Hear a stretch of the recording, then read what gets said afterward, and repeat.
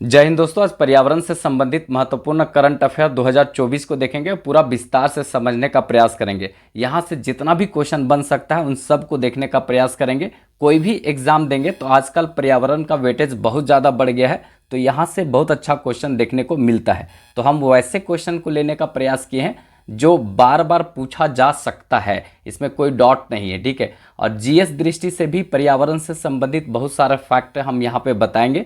बस चीज़ों को देखते चलिएगा, समझते चलिएगा। आप कोई भी एग्जाम देंगे तो यहाँ से अच्छा क्वेश्चन देखने को मिलेगा। तो चीज़ों को देखिएगा, समझिएगा और नोट डाउन भी करते चलिएगा। पेन पेपर सब कुछ लेकर बैठिएगा, ठीक है। तो चलिए एक एक करके हम सब कुछ देखते चलते हैं। एक बात यहाँ इंपॉर्टेंट बता देते हैं कि ये जो पीडीएफ है वो आपको विकास सिंघल ऑफिशियल जो टेलीग्राम ग्रुप है मतलब उसी में मिलेगा। नीचे डिस्क्रिप्शन में उसका लिंक आपको मिल जाएगा, ठीक है। तो वहाँ से आप देख सकते हैं, ठीक है। तो ये हम जो करंट अफेयर स्टार्ट कर रहे हैं वो आप कैसा लगता है वो फीडबैक में ज़रूर बताइएगा। वीडियो अच्छा लगे तो एक लाइक ज़रूर कर दीजिएगा। तो चलिए स्टार्ट करते हैं। देखिए सबसे पहला और बहुत इंपॉर्टेंट क्वेश्चन है ब्लू ड्यूक, ठीक है। ये एक प्रकार का तितली है, ठीक है। तो किस राज्य ने इसको तितली घोषित किया है, ठीक है। ब्लू ड्यूक जो तितली है उसको किस राज्य ने मतलब अपना तितली राजकीय तितली घोषित किया है। तो याद रखिएगा सिक्किम। सिक्किम जो है वो राज्य है, इसको राजकीय तितली घोषित किया है, याद रखिएगा। कभी कभी साइंटिफिक नेम पूछ देगा कि इसका नाम क्या है। वैज्ञानिक नाम जो होता है ना वो उसी को साइंटिफिक नेम कहते हैं। तो इसका नाम क्या है, तो बासरोना दुर्गा, ठीक है। ये साइंटिफिक नेम का मतलब होता है कि इसको दुनिया में इस नाम से जाना जाएगा, ठीक है। और कुछ कुछ जो स्थानीय नाम जैसे ब्लू ड्यूक बोला तो ये केवल सिक्किम में बोला जाएगा, दूसरा राज्य में कुछ और बोला जाएगा, ठीक है। दुनिया के अन्य देशों में देखेंगे तो कुछ और बोला जाएगा इस तितली को, लेकिन साइंटिफिक नेम पूरा दुनिया में एक ही बोला जाता है, ठीक है। तो उसको बोला जाएगा क्या, बासरोना दुर्गा। ये याद रखेंगे। आपका जो राज्य है सिक्किम में, ये मतलब सिक्किम जो है इसको राजकीय तितली घोषित किया है, याद रखिएगा। बहुत इंपॉर्टेंट क्वेश्चन बनेगा यहाँ से। अब बात यहाँ पे सिक्किम का आया तो सिक्किम से 2-4 क्वेश्चन बहुत बार पूछा जाता है, उसको ध्यान में रखना है। सबसे पहले आपसे पूछा जाएगा कि कौन सा भारत का पहला ऑर्गेनिक स्टेट है। मतलब एक प्रकार से देखेंगे तो वैसा मतलब राज्य जहाँ पर खेती जो होता है वो खेती में जैविक जो खाद का प्रयोग किया जाता है, रासायनिक खाद का प्रयोग नहीं किया जाता है, वो कौन सा राज्य है, तो सिक्किम है। और अगर देश पूछे ना कि कौन सा देश जो है वो जैविक कंट्री है, ठीक है। तो जैविक कंट्री अगर बोले तो इसी के बगलवा में है भूटान। तो भूटान है वो जैविक कंट्री है, ठीक है। भूटान जो है वो जैविक कंट्री है, जैविक देश है, ठीक है। यहाँ पर जो खेती होता है उसमें रासायनिक खाद का प्रयोग नहीं किया जाता है। और इसी के बगलवा में जो है वो हमारा राज्य है सिक्किम। और सिक्किम जो है वो जैविक स्टेट है इंडिया का, ठीक है। एकमात्र ये पहला जो स्टेट है वो जैविक स्टेट है, याद रखेंगे, इंपॉर्टेंट है। दूसरा क्वेश्चन बनता है कि देश का नहीं पूरा विश्व का तीसरा सबसे ऊंचा जो पर्वत है, पहाड़ है, वो कहाँ पर है, तो सिक्किम में है, कंचनजंगा। कंचनजंगा जो है ना वो मतलब देखेंगे तो मिक्स धरोहर में भी शामिल है, ठीक है। एकमात्र जो है मिक्स धरोहर में शामिल है, ठीक है। बायोस्फीयर रिजर्व जो है मिक्स धरोहर वाला कौन है, तो कंचनजंगा है। और कंचनजंगा जो है वो देश का सबसे मतलब देखा जाए तो तीसरा सबसे ऊंचा पूरा विश्व का, और देश का देखा जाए तो हमारे देश में उसका स्थान जो है पहला आता है। लेकिन अगर पाक ऑक्यूपाइड वाला को देखेंगे केटू गाडविन ऑस्टिन तो वो पहला होता है, लेकिन वो पाक ऑक्यूपाइड है। अब पूरी तरीका से भारत में देखेंगे तो आपको कंचनजंगा देखने को मिलेगा, देश का सबसे बड़ा मतलब सबसे ऊंचा पर्वत, बड़ा नहीं सबसे ऊंचा, ठीक है। तो इसको थोड़ा सा याद रखिएगा, इंपॉर्टेंट यहाँ से रहेगा सिक्किम, ठीक है। क्योंकि ये जितना भी बात हम एडिशनल बताते हैं, एक तीस्ता नदी याद रखेंगे, ठीक है। तीस्ता नदी भी आपको यहाँ से सिक्किम से निकलता हुआ दिखेगा, ठीक है। तीस्ता नदी आप देखे भी होंगे, बहुत ज़्यादा विवाद भी आप सुने होंगे, ठीक है। आपको देखने को यहाँ पर मिलेगा। तो सिक्किम इस तरह का एक देखेंगे तो खूबसूरत राज्य है, ठीक है। और एक बात और याद रखने का चीज़ है यहाँ पर इंपॉर्टेंट कि 7 सिस्टर जो राज्य है, पूर्वोत्तर राज्य को हम 7 सिस्टर कहते हैं, तो 7 सिस्टर में ये नहीं आता है। सेवन सिस्टर में ये राज्य नहीं आता है सिक्किम। सेवन सिस्टर में वो सब आता है जो असम से लगता है, ठीक है। असम से लगने वाला में देखेंगे तो ऊपर में देखेंगे यहाँ पे अरुणाचल प्रदेश, ठीक है, अरुणाचल प्रदेश, फिर उसके बाद नागा, ठीक है, नागालैंड, फिर उसके बाद अगर देखेंगे तो मणिपुर ये देखेंगे, फिर उसके बाद जो है मिजोरम, ठीक है, और उसके बाद यहाँ त्रिपुरा, ठीक है, त्रिपुरा आप यहाँ देखेंगे, और एक है यहाँ पे मेघालय, ठीक है, मेघालय। तो मेघालय हो गया, त्रिपुरा 2 हो गया, मिजोरम 3, मणिपुर 4, नागालैंड 5, 6 जो हो गया अरुणाचल प्रदेश, और असम हो गया 7। इसको कहते हैं सेवन सिस्टर, ठीक है। और ये जो सिक्किम है सेवन सिस्टर का पार्ट नहीं है, याद रखिएगा, क्योंकि यहाँ से भी क्वेश्चन पूछा जा सकता है, ठीक है। तो इतना सारा एडिशनल फैक्ट बताएं, कैसा लगता है जरूर अपना फीडबैक दीजिएगा कमेंट बॉक्स में, ठीक है। नेक्स्ट देखते हैं आगे, इंपॉर्टेंट क्वेश्चन होगा, ये सब लिखते चलिएगा, सब क्वेश्चन सीधे सीधे तौर पर पूछा जाएगा, ठीक है। नेक्स्ट यहाँ पर है, भारत का पहला स्वच्छ सुजल प्रदेश किसे घोषित किया गया है।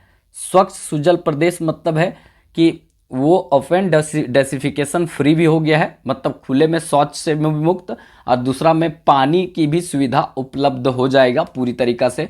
तो इस तरह का प्रदेश जो है वो किसको घोषित किया गया है, तो दोनों का दोनों में पूरी तरीका से स्वच्छ है कौन, तो ये अंडमान निकोबार, ठीक है। याद रखेंगे अंडमान निकोबार जो है वो हमारा ही पार्ट है, हमारा देश का पार्ट है जो बंगाल की खाड़ी में है, ठीक है। तो ये सब थोड़ा ध्यान में रखेंगे। अंडमान अलग है, ऊपरहा वाला भगवा को अंडमान कहते हैं ऐसे, और नीचे जो है ना ये निकोबार कहते हैं। तो आप लोग बीचवा में जो लाइनवा गया है उसको बताइएगा ये कौन सा लाइन है, अंडमान और निकोबार को अलग करता है कौन सा लाइन, ये आप लोग बताइएगा। निकोबार में यहाँ देखेंगे ना तो यहाँ पे पिग्मेलियन पॉइंट है जो पार्षद पॉइंट है, ये भारत का अंतिम बिंदु है यहाँ पर, ठीक है। तो इसको याद रखिएगा।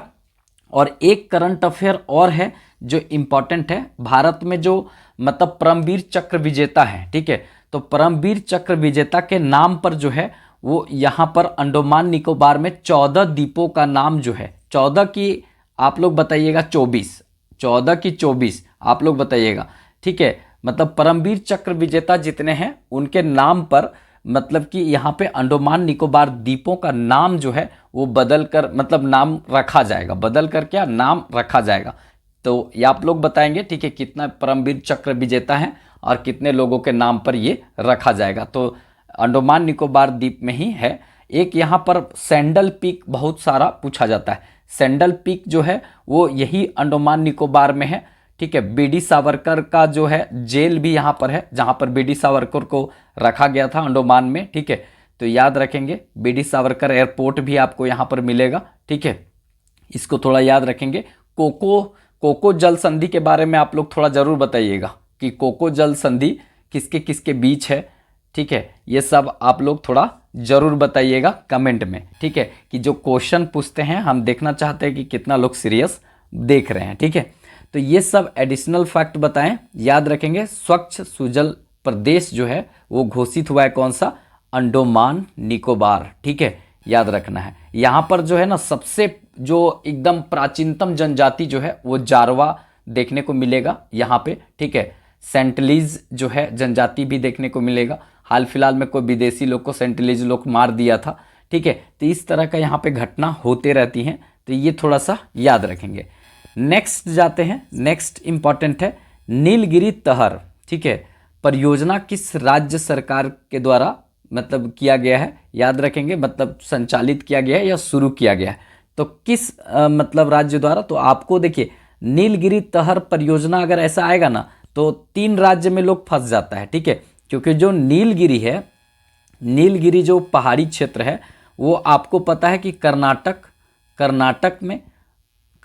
में उसके बाद केरल, ठीक है, केरल, यहाँ पर केरल में, केरल, और एक है आपका तमिलनाडु, ठीक है, तमिलनाडु। तो ये 3 में फैला हुआ है, तो यही तीनों में फंस सकते हैं। और गलती से इत्तेफाक से सब यही तीनों ऑप्शन दिख गया तो आप तो फंस जाएंगे कि नीलगिरी तहर परियोजना कहाँ पे चालू किया है, किस गवर्नमेंट ने चालू किया है। तो याद रखेंगे नीलगिरी तहर जो परियोजना है वो यहाँ तमिलनाडु ने चालू किया है। और वैसे देखिए अगर कहीं ऐसे ऑप्शन दे देगा आंध्र प्रदेश, तेलंगाना, फिर उसके बाद महाराष्ट्र और उसके बाद एक देगा तमिलनाडु, तो लोग तो तमिलनाडु मार देगा, इसमें कोई दिक्कत नहीं है। लेकिन ये दे देगा ना कर्नाटक, केरल और मतलब यहाँ पर तमिलनाडु, तो फंस जाएगा लोग, क्योंकि ये तीनों में जो है, ये तीनों स्टेट में नीलगिरी का पहाड़ी क्षेत्र जो है फैला हुआ है, ठीक है। तो यहाँ पर दिक्कत होता है, लेकिन याद रखेंगे तमिलनाडु सरकार के द्वारा नीलगिरी तहर परियोजना चालू किया गया है, ठीक है। और नीलगिरी जो है ना, ये देख रहे हैं भारत, यहाँ पर देखेंगे तो ये जो आपका पूर्वी तट है और ये पश्चिमी तट है, तो पूर्वी तट और पश्चिमी तट को जोड़ता है कौन, तो याद रखेंगे पूर्वी तट और पश्चिमी तट को जोड़ने का काम करता है कौन सा, नीलगिरी पहाड़। नीलगिरी जो पहाड़ है यही जोड़ने का काम करता है, ये भी कभी कभी क्वेश्चन पूछा गया है, याद रखेंगे, ठीक है। नीलगिरी जो है दोनों को जोड़ने का काम करता है। सबसे नीचे में तो इलायची पहाड़ है, यहाँ पर सबसे नीचे में, भारत के नीचे में जो है इलायची पहाड़ है, इसको याद रखेंगे। तमिलनाडु का बात आया तो तमिलनाडु से इंपॉर्टेंट क्या है याद रखने वाला, जैसे कि आपसे पूछा जाएगा कि कुंडलकुलम जो है न्यूक्लियर पावर प्लांट, उसके बाद कुंडलकुलम के बाद कल्पक्कम जो है वो यहीं पर मिलेगा। मन्नार की खाड़ी जो है वो अब बायोस्फीयर रिजर्व है, वो यहीं देखने को मिलेगा। डुगोंग जो है ना, वो समुद्री गाय, उसको भी संरक्षण यही दिया, नीचे क्वेश्चन है, वो भी पर्यावरण से संबंधित है, ठीक है, तो ये भी देखने को मिलेगा। धनुषकोटी यहीं पर है। रामेश्वरम जो है वो यहीं देखने को मिलेगा। आप ये सब मतलब थोड़ा ध्यान में रखने का चीज़ है, ठीक है। मुखुर्ती, मुदुमुलाई नेशनल पार्क, ये सब आपको यहाँ देखने को मिलेगा, ठीक है। तो देखिए नीलगिरी जो तहर है उसको IUCN की सूची में जो है इसको लुप्त प्राय घोषित किया गया है, तो याद रखेंगे लुप्त प्राय मतलब कि ये विलुप्त के कगार पर है, ऐसा इसको घोषित किया गया है, याद रखेंगे। तो इसको संरक्षण की ज़रूरत है। ये तो आपको तमिलनाडु का राजकीय पशु भी है ये, ठीक है, नीलगिरी तहर, तो इसको याद रखेंगे। ये नीलगिरी पहाड़ी में आपको पता है ना, ये मतलब इसका जो ऊटी जो है पर्यटन स्थल आपको यही साइड में देखने को मिलेगा। साउथ इंडियन फिल्म देखिए, ऊटी में कहा गया था खूटी गाड़ल गया था, कहा ऐसे ऐसे बोलता है लोग, तो ऊटी आपको यही देखने को मिलेगा, ठीक है। चलिए आगे हम देखते हैं नेक्स्ट और इम्पॉर्टेंट क्वेश्चन। देखिए तमिलनाडु से ही रिलेटेड है, जो हम पहले बता दिए कि देश का पहला डुगोंग संरक्षण रिजर्व, डुगोंग संरक्षण रिजर्व जो है वो कहाँ पर बनाया गया है, तो याद रखेंगे डुगोंग संरक्षण रिजर्व जो है वो तमिलनाडु में ही बनाया गया है। देखिए डुगोंग जो है ना एक प्रकार का समुद्री गाय है, ठीक है, डुगोंग एक प्रकार का समुद्री गाय है और मन्नार की खाड़ी जो में ये पाया जाता है। मन्नार की खाड़ी बायोस्फीयर रिजर्व है, इसमें इसको संरक्षण पूरी तरीका से किया गया है तमिलनाडु में, ठीक है। तो ये सब तमिलनाडु से जितना भी बात बताएं इसको थोड़ा ध्यान में रखिएगा, जो बार बार पूछा जाता है हम उसी सब चीज़ों को ध्यान में रखकर और यहाँ बताने का प्रयास किए हैं, ठीक है। कैसा ये प्रयास लगा जरूर बताइएगा। एक प्रकार से हम राष्ट्रीय स्तर पर जो भी यहाँ पर करंट अफेयर है इसी तरह से हम टॉपिक बाय टॉपिक पूरा करवाएंगे, लेकिन ये समझिए तो मेरा पहला वीडियो है, आप लोग कितना सपोर्ट करते हैं लाइक ज़रूर कर दीजिएगा, इसी से हमको पता चल जाएगा। और चैनल सब्सक्राइब नहीं किएंगे तो सब्सक्राइब कर लीजिएगा, क्योंकि पूरा इंटरनेशनल नेशनल खबर यहाँ देने वाले हैं, ठीक है। कुछ टॉपिक जो हॉट टॉपिक होगा उसको भी हम अलग तरीका से रखने वाले हैं, ठीक है। चलिए नेक्स्ट देखते हैं इंपॉर्टेंट यहाँ पे, भारत का पहला भू पार्क, ठीक है, जियो पार्क, ठीक है, वो जियो नहीं, ठीक है, जो मुकेश अंबानी की बेटियां चलाती है, ठीक है। यहाँ पे भू पार्क देखेंगे या जियो पार्क किस राज्य में स्थापित किया गया है, तो मध्य प्रदेश में स्थापित किया गया है, याद रखेंगे मध्य प्रदेश में कौन सा स्थापित किया गया, तो जियो पार्क भू पार्क स्थापित किया गया है। और कहाँ पे, लम्हेटा गांव जो है वो लम्हेटा गांव जिला जबलपुर, नर्मदा नदी के तट पर, ठीक है, नर्मदा नदी के तट पर। नर्मदा नदी पर यहाँ पर जो है ना भेड़ा घाट है एक जगह, ठीक है, तो उस भेड़ा घाट पर, वो भेड़ा नहीं जो आदमी लोग को भेड़ा बोला जाता है, वो भेड़ा नहीं है, ठीक है। यहाँ पर नर्मदा नदी के तट पर एक भेड़ा घाट है, वहाँ पर धुआंधार जलप्रपात का निर्माण होता है, उसी के आसपास में ये जियो पार्क भू पार्क का निर्माण मध्य प्रदेश में किया गया है, लम्हेटा गांव, ठीक है, जबलपुर मतलब नर्मदा नदी के तट पर, ठीक है। ओमकारेश्वर बांध परियोजना जो है नर्मदा नदी पर मध्य प्रदेश में ही है, ये सब थोड़ा याद रखने की ज़रूरत है। मध्य प्रदेश से बात आया तो मध्य प्रदेश में कूनो नेशनल पार्क, ठीक है। उसके बाद आपको और क्या देखने को मिलेगा, कौन सा नेशनल पार्क है, अब बहुत सारा नेशनल पार्क है वहाँ पर, ठीक है। और कूनो नेशनल पार्क क्यों याद किए, ठीक है, हीरा पन्ना उन्ना जो है वो आपको यहाँ देखने को मिलेगा, वो सब खाने हैं वहाँ पे, ठीक है। तो देखिए कूनो नेशनल पार्क इसलिए इम्पॉर्टेंट है क्योंकि मध्य प्रदेश से रिलेटेड ये भी है कि देश का पहला चीता अभ्यारण्य जो है, चीता अभ्यारण्य जो है वो कूनो पालनपुर राष्ट्रीय उद्यान मध्य प्रदेश में बनाया गया है। यहाँ पर जो नामीबिया जो देश है इससे 8 चीता लाया गया था, ठीक है, 8 चीता लाया गया था और अफ्रीका से 12 चीता लाकर यहाँ पे रखा गया है। तो अफ्रीका से 12 चीता लाया गया है, लेकिन अफ्रीका बोला कि हम 100 गो चीता देंगे, ठीक है, 100 चीता हमारे यहाँ से ले जाइए, आराम से रखिए, कोई दिक्कत नहीं है। लेकिन हुआ क्या कि जो नामीबिया से चीता 8 आया था उसमें से एक सासा करके थी, उसका मृत्यु हो गया। आशा से एक आशा भी थी, तो आशा से बड़ी उम्मीद आशा था, तो आशा बड़ी सारा शावक का जन्म 8 गो शावक का जन्म दी थी, लेकिन 4 गो मर गया, ठीक है।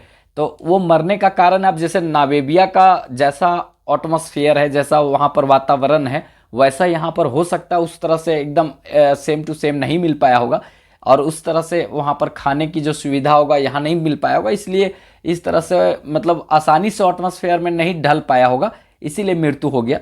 तो कुल मिलाकर एक सासा तो मर गई, आशा है 8 को जन्माई मतलब जन्म दी बच्चा, तो उसमें से 4 को बचा, ठीक है। तो 12 इधर है, तो बहुत सारा मर भी गया, लेकिन धीरे धीरे कोशिश किया जा रहा है कि देश में एक ऐसा हो कि चीता के लिए स्पेशल अभ्यारण्य हो, यहाँ पर जो हिरन उरन बड़ी सारा खाने के लिए, इसीलिए यहाँ पर बनाया गया है, ठीक है। तो देश का पहला चीता अभ्यारण्य कूनो नेशनल पार्क जो पालनपुर राष्ट्रीय उद्यान के नाम से है, ये यहाँ पर है।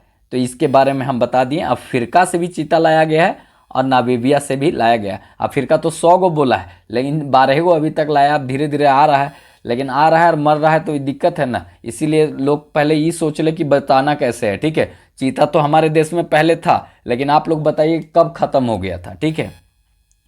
नेक्स्ट देखते हैं, इंपॉर्टेंट रहेगा यहाँ पर, देश का सबसे बड़ा पवन और सौर ऊर्जा संयंत्र देश का जो है वो किस राज्य में स्थापित किया गया है, तो याद रखेंगे राजस्थान। वैसे भी सौर ऊर्जा का बात होगा तो कहाँ पर लगेगा, पवन ऊर्जा, सौर ऊर्जा। देखिए पवन ऊर्जा जो है ना वो समुद्री तट वाले राज्यों के बीच में भी लग सकता है, लेकिन जो है सौर ऊर्जा वहीं पर अच्छा लगाया जा सकता है जहाँ पर 365 दिन में ज़्यादातर दिन जो है सूर्य एकदम एकदम निठल्ला टाइप का एकदम ऊपर खड़ा रहता है और आग बबूला होते रहता है नीचे वाले लोग पर। बोला जाता है ना कि राजस्थान जब धूप और पसीना मतलब धूप से पूरा तरीका से अंगारों से एकदम लेस हो जाता है, पूरा अंगारा भर जाता है वहाँ पर, एकदम लोग वहाँ मरने लगता है गर्मी से, तब पूरा भारत को जो है ना वहाँ पर प्यास से लोग मरता है तो पूरा भारत को पानी मिलता है, क्योंकि जो है निम्न वायु दाब का क्षेत्र वहीं पर बनता है, ठीक है। तो देश में देखा जाए तो सौर ऊर्जा मतलब एकदम सूर्य जो है ना एकदम एकदम निरंकुश होकर के राजस्थान पर एकदम दिन रात करके, एकदम रात में तो नहीं दिन में पूरा तरीका से एकदम खुला रहता है, ठीक है। तो वो स्थिति जो है वहीं पर सौर ऊर्जा लगाया जा सकता है। तो सौर ऊर्जा संयंत्र देश का जो लगाने का स्थापित करने का बात जो है वो राजस्थान में हुआ है, तो याद रखिएगा, इंपॉर्टेंट है। वैसे गुरुग्राम के क्षेत्र में इंटरनेशनल सोलर एजेंसी भी है, अलायंस भी है जो हमारे यहाँ है। एकमात्र सौर ऊर्जा अंतर्राष्ट्रीय स्तर का जो कोई एजेंसी का या कोई मतलब संस्थान हमारे यहाँ है तो गुरुग्राम में है, जो हरियाणा के क्षेत्र में, वो सौर ऊर्जा से ही संबंधित है, याद रखिएगा, ठीक है। और सौर ऊर्जा के क्षेत्र में हमारा देश बहुत अच्छा काम कर भी रहा है। सौर ऊर्जा और पवन ऊर्जा में हमारा देश का स्थान क्या है, ठीक है। देखिए पवन ऊर्जा में देश का स्थान बताना है, ठीक है। और सौर ऊर्जा में हमारा देश का स्थान क्या है, स्थान जो है क्या है, ये आपको बताना है, ठीक है, ये आपको बताना है। हमारा ये फर्स्ट वीडियो है नेशनल इंटरनेशनल करंट अफेयर का। अगर आप लोग का प्यार सपोर्ट मिलेगा तो हम इसको कंटिन्यू टॉपिक बाय टॉपिक रखेंगे और कोशिश करेंगे कि एडिशनल फैक्ट ज़्यादा से ज़्यादा हम रख सकें। वो आप लोग पर डिपेंड करता है कि आप लोग इसको कितना साथ देते हैं, कितना बढ़ाते हैं, ठीक है। चलिए आगे देखते हैं। यहाँ पर ये दोनों बताइएगा, पवन ऊर्जा के क्षेत्र में हमारा देश का स्थान और सौर ऊर्जा का क्षेत्र में हमारे देश का स्थान पूरा विश्व में कितना है। मतलब ऑप्शन दे देते हैं 3, 4, 5 या 6, यही 4 ऑप्शन में से दोनों का आंसर निकलेगा। तीसरा स्थान, चौथा स्थान, पांचवा स्थान, छठा स्थान, यही मतलब ये दोनों जो है इसी के बीच में आंसर है। आप लोग आंसर दीजिएगा, ठीक है। चलिए आगे देखते हैं, आगे भी देखना जरूरी है, ठीक है। देश में अगर देखा जाए, देश की पहली ऑन्कोलॉजी, ठीक है, ऑन्कोलॉजी प्रयोगशाला का उद्घाटन कहाँ किया गया है? ऑन्कोलॉजी प्रयोगशाला का उद्घाटन जो है वो कहाँ किया गया है? तो याद रखेंगे केरल में, ठीक है। केरल में देश का मतलब ऑन्कोलॉजी प्रयोगशाला का उद्घाटन किया गया है। ये ऑन्कोलॉजी जो प्रयोगशाला है वो कैंसर निदान सेवा के लिए, मतलब ये पहला जो है ऑन्कोलॉजी प्रयोगशाला है, याद रखेंगे, कैंसर के निदान के लिए। क्योंकि कैंसर का जो मरीज देखा जाए ना, तो इंडिया में सबसे ज़्यादा कैंसर का मरीज आपको देखने को मिलेगा। इसीलिए जो रतन टाटा, आप लोग को पता है, जो रतन टाटा 1937 ईस्वी में इनका जन्म हुआ था, और 2024 ईस्वी में एक रत्न जो हमने खोया है, 2024 ईस्वी में इनका निधन हुआ। ये पूरे भारत के अंदर अगर देखा जाए तो टाटा ट्रस्ट के द्वारा सबसे ज़्यादा कैंसर हॉस्पिटल चलाया जाता है। असम में हाल फिलहाल में जो है वो बहुत बड़ा एक कैंसर हॉस्पिटल असम को दिया गया था, इसीलिए असम ने इसको असम वैभव सम्मान भी रतन टाटा को दिया था, ठीक है। महाराष्ट्र सम्मान 2023 में उनको मिला था। तो कुल मिलाकर रतन टाटा मतलब ये कैंसर के क्षेत्र में इनका जो ट्रस्ट बहुत ज़्यादा काम किया, वैसे बहुत सारे क्षेत्र में काम किया, लेकिन कैंसर के क्षेत्र में स्पेशल रतन टाटा का बहुत सारा हॉस्पिटल है। लास्ट जाते जाते तो वो जानवरों के लिए भी हॉस्पिटल देकर गए थे। तो ये एक महान रत्न थे रतन टाटा, 1937 में जन्मे थे, 2024 तक ये मतलब रहे, ठीक है। और मतलब बोला जाता है ना कि मुकेश अंबानी अरबों खरबों कमाया, ठीक है, अडानी ने अरबों खरबों कमाया, और इन्होंने जो मतलब रतन टाटा ने मतलब अरबों खरबों देश के लिए दान दिया। मतलब ऐसे महान व्यक्तित्व थे रतन टाटा। ये आप लोग सब जानते हैं और इनका जीवन परिचय जानना चाहिए। वैसे हम इनके बारे में डिटेल वीडियो दिए हैं, ठीक है। तो ये कैंसर निदान के लिए ऑन्कोलॉजी प्रयोगशाला देश का पहला जो है वो केरल में बना है। और केरल में पेरियार नेशनल पार्क याद रखेंगे, ठीक है। ये बार बार पूछता है, पेरियार नेशनल पार्क जो है केरल में है। केरल में अनिश्चितकालीन बारिश होता है, मतलब कभी भी बारिश हो जाता है, क्योंकि जो आप देखेंगे अरब सागर में कभी भी तूफान उठेगा वहाँ पर बरस जाता है, ठीक है। तो केरल जो है देखेंगे तो सबसे ज़्यादा जैव विविधता जो है मालाबार तट पर देखने को मिलेगा, क्योंकि मालाबार तट जो है वो केरल के क्षेत्र में ही पड़ता है। यहाँ पर अनिश्चितकालीन बारिश होता है, ठीक है। जैव विविधता सबसे ज़्यादा भारत में इसी क्षेत्र में देखने को मिलेगा, ठीक है। और केरल में लिटरेसी रेट, साक्षरता दर सबसे ज़्यादा है, और लिंगानुपात भी, ठीक है, लिंगानुपात भी यहाँ देखने को मिलेगा। 1084 महिलाओं पर 1000 पुरुष है। अब बोलिए अगर देखेंगे ना तो यहाँ पर 84 को लड़का का ब्याह नहीं होगा, क्योंकि 84 लड़की का ब्याह नहीं होगा, क्योंकि बात होता है कि 1000 लड़का ब्याह करेगा 1000 लड़की के साथ, तो 84 लड़की कहाँ जाएगी। लेकिन ये बात हम ऐसे बता रहे हैं, लेकिन रियल में ये सही डाटा है। कहने का मतलब देश में देखा जाए तो लिंगानुपात इस तरह का नहीं है। 1000 अगर पुरुष है तो 1000 पुरुष है, तो हमारे देश में देखेंगे तो कहीं कहीं आपको लिखा हुआ मिलेगा 949 या 948 कहीं आपको मिलेगा, ये महिलाएं हैं, ठीक है। तो इसका मतलब है कि महिलाओं की संख्या पुरुषों से कम है। लेकिन केरल ऐसा राज्य है जहां पर लिटरेसी रेट भी बहुत अच्छा है, देश में सबसे ज़्यादा लिटरेसी रेट है, साक्षरता दर है। उसके बाद जो है ना महिलाओं का अगर देखा जाए तो महिलाओं का संख्या भी मतलब यहाँ पर सबसे ज़्यादा है पुरुषों के तुलना में पूरा देश में, ये याद रखेंगे, ठीक है।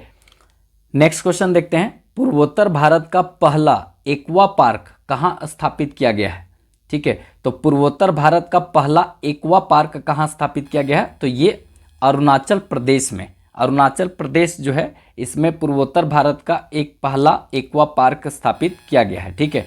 तो याद रखेंगे इसका उद्देश्य अगर यहाँ देखेंगे, इस एक्वा पार्क का उद्देश्य क्या है, इसका एकमात्र उद्देश्य जो है वो मजबूत मत्स्य प्रबंधन ढांचा स्थापित करना है। मजबूत मत्स्य पालन जो है वो प्रबंधन ढांचा को स्थापित करना है इसका एक्वा पार्क। तो ये याद रखेंगे। पूर्वोत्तर भारत में जो है वो सेवन सिस्टर को ही हम पूर्वोत्तर भारत कहते हैं, तो याद रखेंगे सेवन सिस्टर जो है 7 बहनों का इसको राज्य कहा जाता है, जिसमें हम अभी बताए थे सिक्किम नहीं आता है।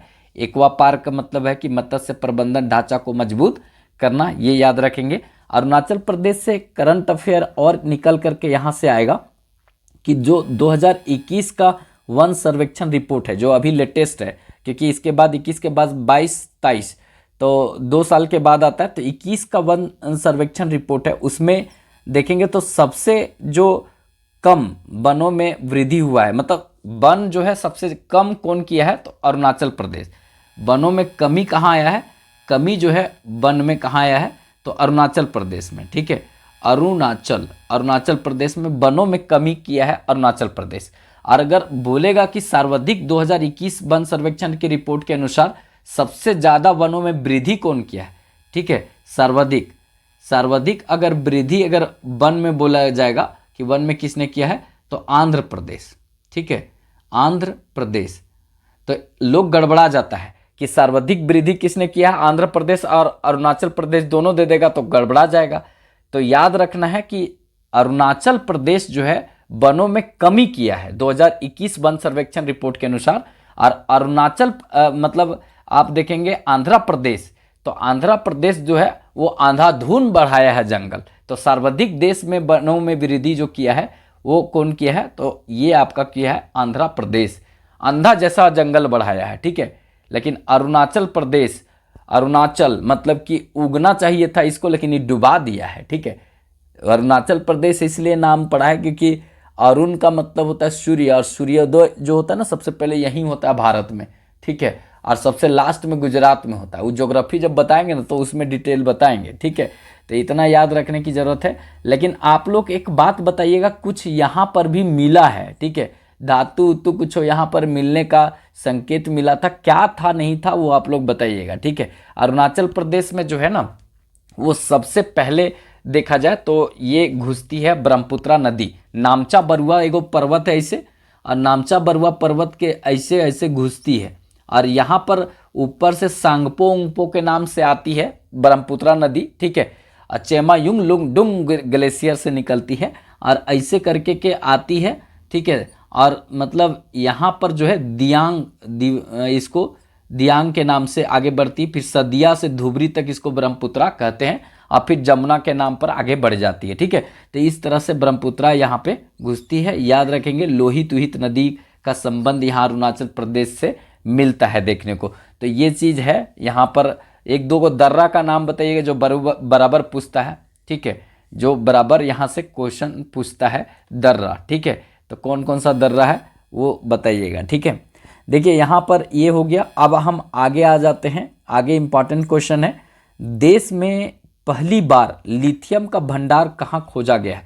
तो देश में पहली बार लिथियम का भंडार जो है वो जम्मू और कश्मीर में खोजा गया है। तो जम्मू और कश्मीर में लिथियम का भंडार मिला है। लिथियम आयरन बैटरी नाम सुने होंगे, गाड़ी उड़ी का बैटरी में, मोबाइल वोबाइल वाला जो एक प्रकार से सूखा सेल होता है, लिथियम आयरन बैटरी से बनता है। तो मोबाइल का जो सेल फोन होता है, जो मोबाइल होता है उसका बैटरिकिया जो होता है इसी से बनता है, लिथियम आयरन बैटरी से। तो इसका भंडार मिलने का मतलब है कि जम्मू कश्मीर वाले खूबे मोबाइल चलाएगा, फोकट में मोबाइल मिल जाएगा। बैटरी का जो है 5,000 mAh के जगह पर इस सबको मिलेगा 20,000 mAh का, ठीक है। दिन भर चलाते रहो मोबाइल, ठीक है, अपन अपन सेटिंग के साथ सब भिड़ल रहो, ऐसा चीज़ है। वैसे जम्मू कश्मीर जो है वो अभी केंद्र शासित प्रदेश है, आपको पता है। और हाल ही में चुनाव भी हुआ है, ठीक है। यहाँ जो है चुनाव करवाया गया है, चुनाव जो हुआ है यहाँ पर हुआ है, चुनाव हुआ है। तो याद रखेंगे यहाँ पर सीट जो है वो विधानसभा का सीट है 90। सबसे बड़ी बात है कि जम्मू कश्मीर में भी 90 है, और हरियाणा भी इसी के साथ हरियाणा में हुआ, हरियाणा, ठीक है। तो हरियाणा में भी कितना सीट है, 90। हरियाणा में भी 90 सीट है और जम्मू कश्मीर में भी 90 सीट है, और यहाँ दोनों जगह चुनाव हुआ है, ठीक है। जम्मू कश्मीर केंद्र शासित प्रदेश था, पहले राज्य था, लेकिन बाद में केंद्र शासित 2019 में बना दिया गया था। अभी तक ये केंद्र शासित प्रदेश है, लेकिन चुनाव अभी जाकर के हुआ है 90 सीटों पर। आप लोग को बताना है कि जम्मू में, ठीक है, जम्मू में और कश्मीर में कितना कितना सीट है, जम्मू में और कश्मीर में कितना कितना सीट है, जम्मू को कितना सीट मिला है, कश्मीर को कितना सीट मिला है, चुनाव भी हुआ है और किसका सरकार बना है, ठीक है, और हरियाणा में किसका सरकार बनाना है, ठीक है, मोदी मोदी मतलब हरियाणा, ठीक है, लेकिन जम्मू कश्मीर में किसका सरकार है ये आप लोग को कमेंट बॉक्स में बताना है, और जम्मू और कश्मीर में कितना सीट है ये भी बताना है। चलिए आगे देखते हैं, ठीक है। तो लिथियम का भंडार मिला है। देखिए यूरेनियम का भंडार जो झारखंड के क्षेत्र में है, जादूगोड्डा आप देखे होंगे, ठीक है, यूरेनियम के लिए जाना जाता है, वो पूर्वी सिंहभूम झारखंड के क्षेत्र में पड़ता है, तो इसको भी आपको थोड़ा सा ध्यान रखने की जरूरत है, ठीक है। चलिए आगे देखते हैं। नेक्स्ट और इम्पॉर्टेंट क्वेश्चन है, सिंगापुर की तर्ज पर देश का पहला नाइट सफारी कहाँ बनेगा, तो ये लखनऊ में बनेगा, ठीक है।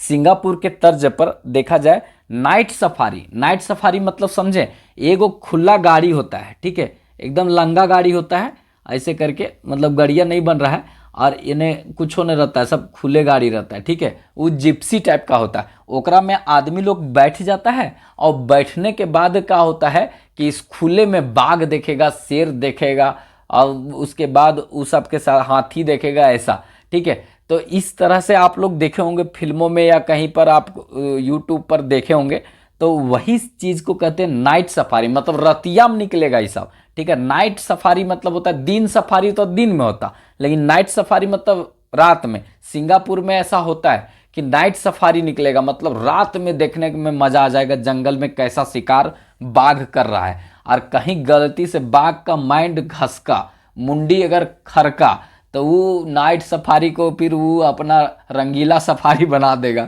ठीक है, उसके बाद तो मज़े ले लेगा। तो कुल मिलाकर वही चीज़ है, नाइट में, रात में बाघ कैसे अटैक करता है और बाघ कैसे शिकार करता है, ठीक है, हिरन का शिकार कैसे होता है, उसको देखने के लिए एकदम ओपन गाड़ी में निकलना, उसको नाइट सफारी कहते हैं। और ये मतलब एक देश है सिंगापुर, इसके तर्ज पर किया गया है। तो सिंगापुर का जो विस्तारा एयरलाइंस है वो उसको टाटा खरीद लिया, तो पता है ना आपको, विस्तारा एयरलाइंस जो है, एक तो एयर इंडिया जो है वो भी पहले टाटा का हुआ करता था, फिर टाटा से इंडियन गवर्नमेंट, भारत सरकार छीन ली, और उसके बाद भारत सरकार से फिर 18,000 करोड़ रुपया दे करके टाटा वापस ले लिए पूरा, और उसका नाम रह गया एयर इंडिया, ठीक है। तो एयर इंडिया और विस्तारा एयरलाइंस जो है अब दोनों मिला दिया जा रहा है। ये सब करंट अफेयर है, वो सब कुछ बतियाते रहते, तो सब चीज़ दिमाग में रखे रहिएगा, पूछ देगा, ठीक है। टाटा का भी निधन हुआ, तो टाटा से संबंधित जितना क्वेश्चन है एकदम याद रखना है। जगुआर, ठीक है, और कौन कौन गाड़ी खरीद लिए हैं वो, ठीक है, उसको भी आप लोग बता दीजिएगा। चलिए, तो ये इम्पॉर्टेंट है, यहाँ पर लखनऊ बना है, लखनऊ याद रखेंगे, एक शहर है, शहर नहीं राजधानी है, राजधानी है किसका, उत्तर प्रदेश, यूपी का, ठीक है, कालीन भाई, ठीक है, कालीन भाई वाले का उत्तर प्रदेश का ये राजधानी है, याद रखेंगे ये लखनऊ। और लखनऊ जो है गोमती नदी पर है, ठीक है, गोमती नदी पर है, याद रखेंगे। कभी लोग गंगा नदी मत मार दीजिएगा, ठीक है, क्योंकि गंगा नदी जो है वो 5 स्टेट से जाती है, गंगा जो है वो 5 स्टेट से जाती है, एक उत्तराखंड, एक आ गया उत्तर प्रदेश, एक आपका हो गया बिहार, एक हो गया झारखंड, झारखंड के साहिबगंज से थोड़ा सा जाती है, और एक हो जाएगा पश्चिम बंगाल, ठीक है, वेस्ट बंगाल, तो वेस्ट बंगाल। तो इस तरह से 5 स्टेट से जाती, सबसे कम झारखंड में और सबसे अधिक उत्तर प्रदेश में प्रवाहित होती है। लेकिन उत्तर प्रदेश में गोमती नदी से होकर के नहीं गुजरती है, मतलब उत्तर प्रदेश में लखनऊ से होकर नहीं जाती है। उत्तर प्रदेश में क्या, पूरा भारत में गंगा नदी पर बसा सबसे बड़ा जो शहर है वो कानपुर है, याद रखेंगे। 2525 किलोमीटर प्रवाहित होती है गंगा नदी, इसको याद रखेंगे, बहुत इंपॉर्टेंट रहेगा। पद्मा के नाम से बांग्लादेश में घुसती है, ठीक है। ये सब इंपॉर्टेंट बात है, कहीं ना कहीं क्वेश्चन पूछेगा, क्वेश्चन इन्ने से पूछे चाहे उन्ने से पूछे, क्वेश्चन तो पूछबे करेगा, ठीक है। चलिए आगे देखते हैं, इंपॉर्टेंट, ठीक है, दुनिया का सबसे बड़ा जंगल सफारी। देखिए अभी देखें नाइट सफारी, एक जैसन क्वेश्चन वहाँ एक की जगह रखे हैं, ठीक है, वो था नाइट सफारी, रतिया में निकलेगा, ये है जंगल सफारी, जंगल में घूमेगा, ठीक है, खुला में, वही खुला जिप्सी में घूमेगा और मजे करेगा। ये सब अंग्रेजवन करता है ज़्यादातर, हम भारतीय लोग तो खेत बाड़ी में जा कर के बैल उल को घुमाते रहते हैं, वो तो करते हैं, तो ये सब थोड़ी करता है लोग। तो दुनिया का सबसे बड़ा जंगल सफारी, ठीक है, जंगल सफारी भारत के किस राज्य में बनेगा? तो ये हरियाणा में बनेगा, ठीक है। यहाँ पे हरियाणा में दुनिया का सबसे बड़ा जंगल सफारी बनेगा, ठीक है। जंगल सफारी ये हरियाणा में बनेगा, याद रखेंगे। ये मतलब जंगल में ओपन जिप्सी में आप घूम करके और जंगली जानवरों को देख सकते हैं, मजा ले सकते हैं, ठीक है। जिसकी गर्लफ्रेंड ज़्यादा लड़ती है ओकरो लेके जाइए एक बार यहाँ पे जंगल सफारी में, ठीक है। फिर उसके बाद काहे बोलेगी, कुछ ना बोलेगी, ठीक है। आगे देखिए यहाँ पे हरियाणा जो है, हरियाणा सरकार के द्वारा ये अरावली रेंज, अरावली जो राजस्थान में ऐसे करके पहाड़िया है ना, ये पहाड़िया राजस्थान में ख़त्म नहीं होता, गुजरात के कुछ हिस्सा सही से चढ़ता है ऊपरे, और ऐसे ऐसे कर करके ये एकदम दिल्ली के राजसीना हिल, रायसीना हिल आप सुने हैं, जहाँ पर राष्ट्रपति भवन है। राष्ट्रपति भवन दिल्ली से गोले गोले घूम करके देखिए, कन्नू से होकर मुड़िया दिखबे करेगा। तो इसका मतलब है कि वो ऊपर में पहाड़ पर है। वो किस पर है? रायसीना हिल पर है। तो वो रायसीना हिल जो है ना, वो अरावली का हिस्सा है। तो पूरा गुजरात राजस्थान से लेकर के एकदम पूरा दिल्ली तक जो गया है, उसमें बिचवा में हरियाणा भी घुस गया है। तो हरियाणा जो है अरावली रेंज में दुनिया का सबसे बड़ा जंगल सफारी बनेगा। मेरा बताने का मतलब ये हुआ। और रायसीना हिल पर कौन सा राष्ट्रपति भवन जो है किस पहाड़ी पर है? तो रायसीना हिल मतलब पहाड़ी पर है। ये भी क्वेश्चन पूछता है, इसको भी याद कर रखिएगा। देश की आदिवासी पहली, और मतलब जो अभी देखा जाए तो देश की पहली आदिवासी बनी है राष्ट्रपति, महिला पुरुष दोनों में। वैसे महिला में दूसरी है, लेकिन जनजाति में पहली राष्ट्रपति महिला पुरुष दोनों में है, ठीक है। कौन? तो ये द्रौपदी मुर्मू, उड़ीसा मयूरभंज से आती है, ठीक है। आज़ाद भारत में जन्म ली है, 1958 में जन्म ली है, ठीक है। कौन? हमारी राष्ट्रपति द्रौपदी मुर्मू। चलिए आगे देखते हैं इंपॉर्टेंट बात, ठीक है।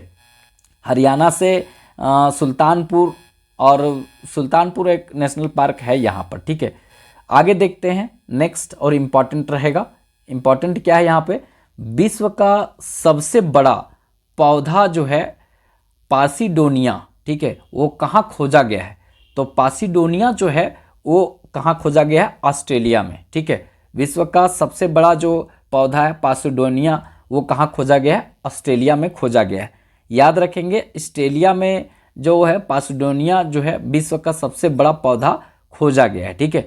ये क्वेश्चन पूछा जाएगा। ऑस्ट्रेलिया से 2-4 चीज़ याद रखेंगे। कंगारुओं का देश बोलते हैं इसको, ठीक है, कंगारुओं का देश बोला जाता है। एक बात यहाँ पर अगर आपसे पूछा जाएगा कि कौन सा ऐसा महाद्वीप है जिसमें, ये सबसे छोटा महाद्वीप है, ये याद रखिएगा, लेकिन कौन सा महाद्वीप है जहाँ पर एक भी ज्वालामुखी नहीं है?